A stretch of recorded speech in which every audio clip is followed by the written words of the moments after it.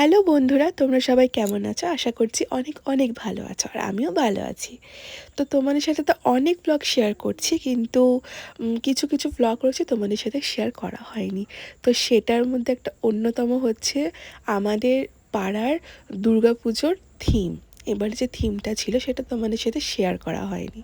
তো ভিডিওটা যখন করছি তখন ঘড়িতে বাজে 4টে, সাড়ে 4টে ভোরবেলা। তো তখন একটু ফাঁকা পেয়েছিলাম, কেন তবুও প্যান্ডেলে ভিড় ছিল। তো এবারের যে থিমটা ছিল সেটা হচ্ছে প্রেমময়ী। তো প্রেমময়ী যেমন থিমটা তেমনি থিমের কাজ।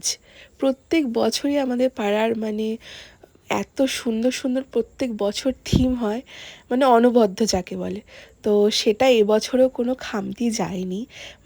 যত দিন যাচ্ছে তত যেন আরও বেশি সুন্দর হয়ে চলেছে। তো এটাই একটা পাওনা। এত সুন্দর লাগছে এবারের থিমটা, বলার মতো নয়।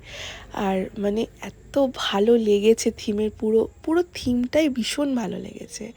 তো তবুও তোমরা দেখতে পাচ্ছ যে আমি যতটুকু পেরেছি তোমাদের সাথে ভালো করে ক্লিপ নেওয়ার চেষ্টা করেছি।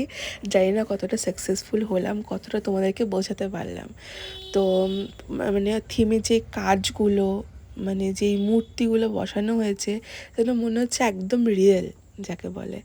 তো এটাই হচ্ছে আমাদের এবছরে 2025-এ দুর্গাপুজোর দুর্গাপুজোর থিম।